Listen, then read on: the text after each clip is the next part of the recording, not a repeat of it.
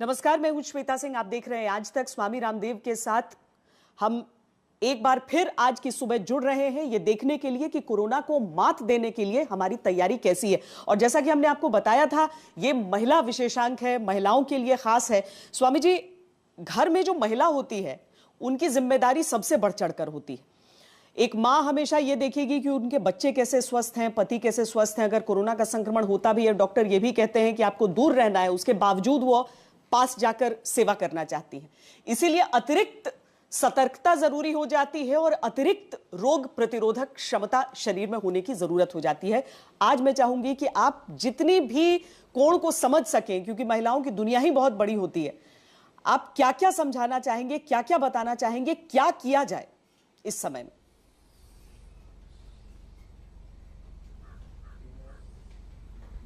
एक तो जहां से मैंने शुरुआत की है वो सूर्य नमस्कार सब महिलाएं सुबह उठ करके कम से कम 10 बार अवश्य करें। और महिलाओं की 10 बड़ी समस्याओं के ऊपर आज हम बात कहना चाहेंगे। सबसे पहले एक समस्या जिसको बहुत कम एड्रेस किया जाता है और जिसका कोई समाधान मॉडर्न मेडिकल साइंस में, एलोपैथी में तो जिसकी कोई दवाई नहीं है, उसका को बोलते हैं यूटीआई।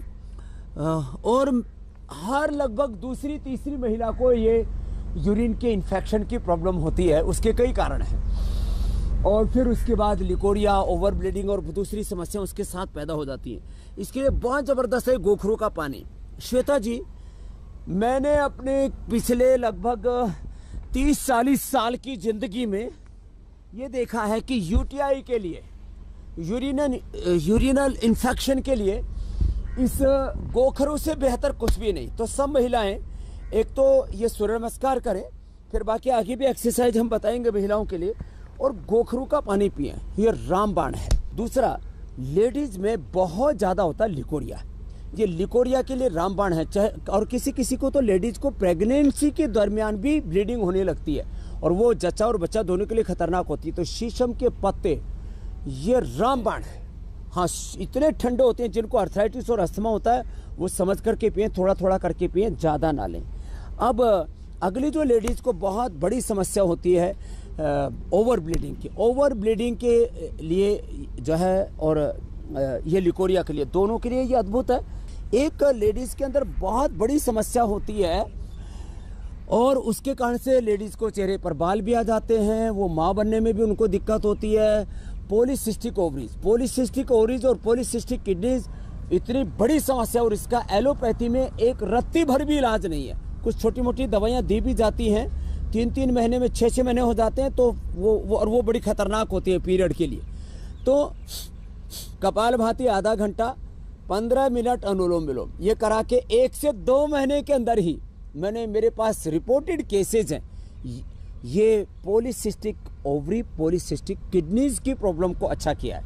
इनफर्टिलिटी एक कॉमन प्रॉब्लम है, उसके लिए शिवलिंगी पुत्र जी, जिसके लिए संसद भवन तक बहुत विवाद हुआ। अब तो हमने संतति सुधा करके इन दोनों का मिक्स करके और उसमें थोड़ा शतावर और कोंच के बीज मिला करके और हमने अब गोली बना दी है, उसका संतति सुधा नाम रख दिया। शिवलिंगी पुत्र जीवक दोनों का 2-2 ग्राम पाउडर यदि लिया जाए और थोड़ा शतावर का आधा ग्राम चूर्ण और फल घृत 1-1 चम्मच गाय के दूध से, तो इनफर्टिलिटी तक की प्रॉब्लम अच्छी हो जाती है। लेडीज़ को सिर में दर्द, माइग्रेन पेन एक कॉमन प्रॉब्लम है। कपालभाति जैसे मैंने यूट्रस के सभी प्रॉब्लम्स और इसमें polycystic ovary, polycystic kidney, uterus में फाइब्रोइड, ओवरी में सिस्ट, ये सब प्रॉब्लम के लिए अच्छा होता है। एक बाद में फिर माइग्रेन पेन पर मैं आता हूँ, उससे पहले एक छोटी सी बात और बता देता हूँ। किसी किसी को यूट्रस प्रोलैप्स की प्रॉब्लम होती है, माने गर्भाशय बाहर आ जाता है, और इसको बताने में लेडीज बहुत संकोच महसूस करती हैं, लेकिन 1 से 2 महीने के अंदर ये प्रॉब्लम भी पूरी ठीक हो जाती है। चांगेरी एक घास होती है, उसको यदि पिलाया जाए, और ये बाह्य प्राणायाम जो बहुत कम बताता हूँ मैं, क्योंकि सब कर नहीं पाती।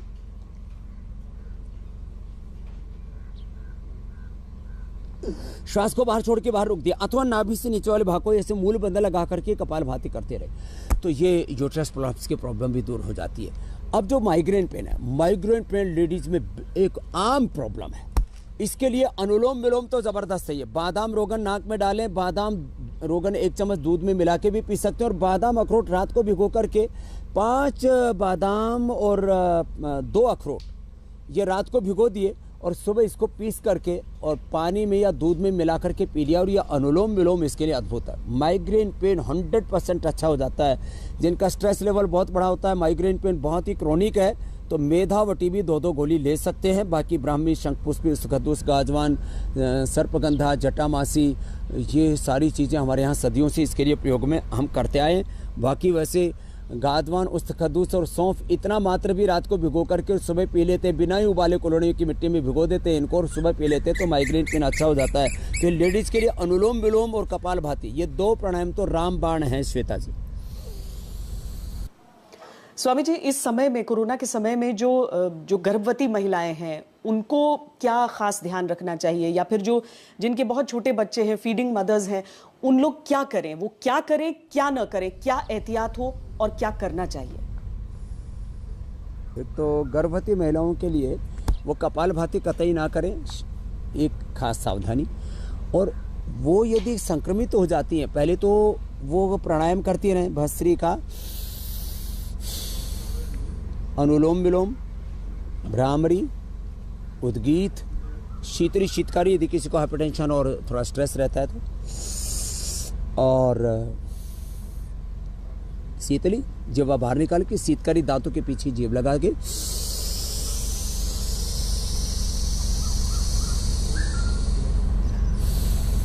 और जिनको थायराइड की प्रॉब्लम हो तो उज्जाई भी कर ले।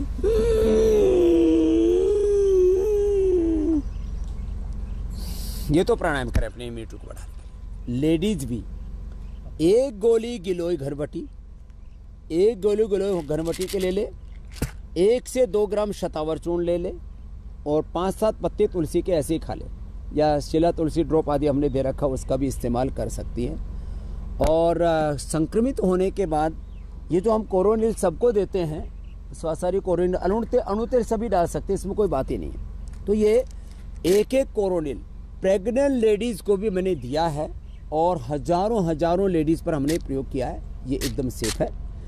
हाँ, जो छोटे बच्चे होते हैं उनको जब दूध पिला रही होती हैं उस समय भी मैंने जो है एक बेटी का, एक दीपिका बेटी है, उसको भी हो गया, उसकी छोटी बेटी को भी जो 6 महीने की उसको हो गया।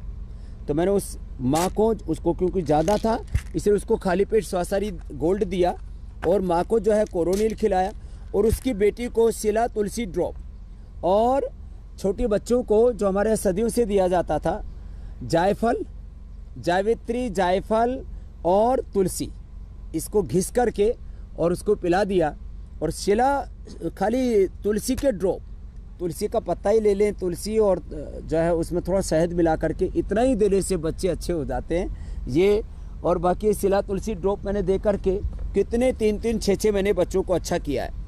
तो जो अपने बच्चों को दूध पिला रही हैं, जैसे मैंने दीपिका का एग्जाम्पल दिया, वो खुद एक डॉक्टर है, उसको मैंने ये सजेस्ट किया। ऐसे कितने लेडीज़ को, ये तो मैंने एक नाम लेकर के आपको इस तरीके से बताया, कॉन्फिडेंस लोगों को आए तो एकदम बच्चा भी अच्छा और माँ भी अच्छी, और किसी तरह के कोई कॉम्प्लिकेशन नहीं है, किसी तरह की कोई दिक्कत नहीं है। प्राणायाम जरूर माँ जरूर करती रहे। छोटे बच्चे तो क्या प्राणायाम करेंगे, उनको तो जो दूध ही पी रहे भी माँ का, बस वो माँ स्वस्थ रहेगी तो बच्चा अपने आप ही स्वस्थ रहेगा। श्वेता जी। स्वामी जी, एक और चीज रहती है, वो ये कि इस समय इतने सारा काम भी बढ़ता है घरों में। अगर मान लीजिए कि कोई मदद नहीं मिल पा रही है कामकाज करने में, रोज के जो काम है, अपनी जो एनर्जी रखनी है, अपनी जो शक्ति रखनी है, उसे भी चरम पर रखना है। ये भी एक बड़ी समस्या है महिलाओं के लिए।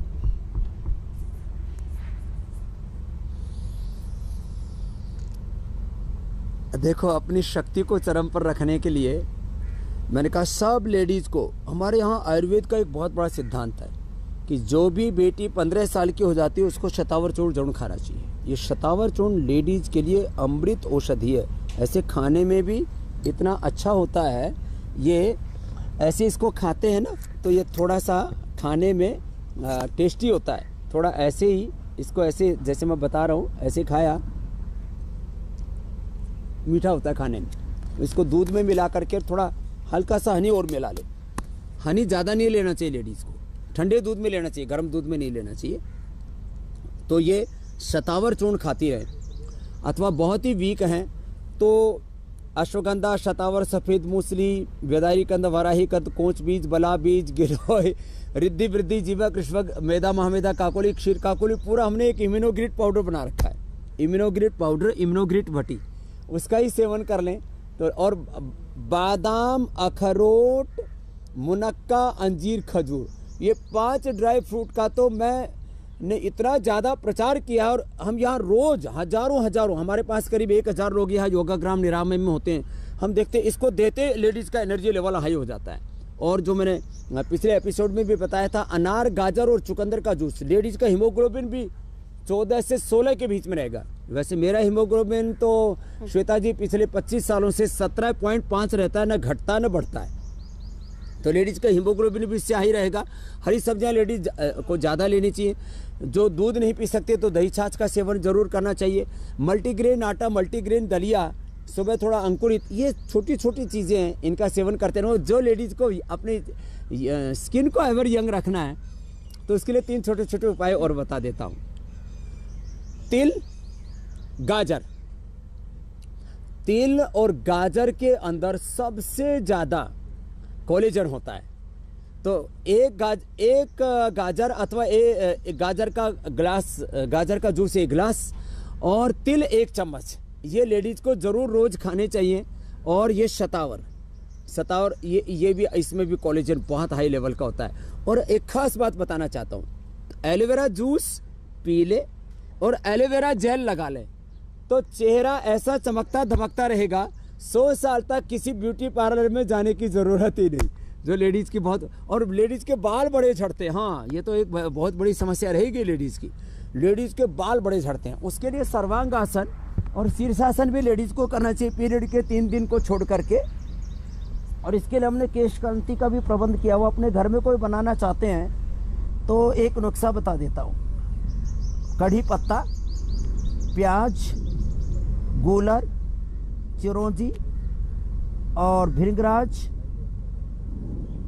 ये मेहंदी के पत्ते, इन सबको तिल के तेल में या नारियल के तेल में पका लें। और इसके बाद इसका पेस्ट भी बना करके, ये सब चीज़ों का पेस्ट भी बना करके लगा सकते हैं। इससे जिनके बाल बहुत झड़ते हैं, किसी को तो एलोपेशिया, गंजापन जैसा ही रोग हो जाता है, तो ये अभ्यास बहुत ज़बरदस्त है।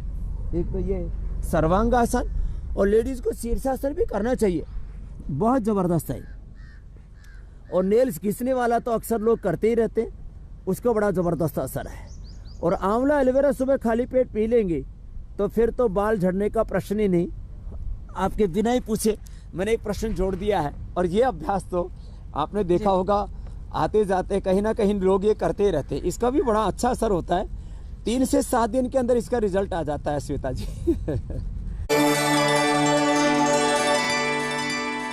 हनी जो है वो गर्म दूध में नहीं बल्कि ठंडे दूध में लेना है, ये इसका कारण क्या है? और दूसरा ये कि कई लोग गर्म पानी में भी हनी लेते हैं, क्या पानी के भी तापमान का लेना देना होता है या दूध के लिए आपने सिर्फ कहा है?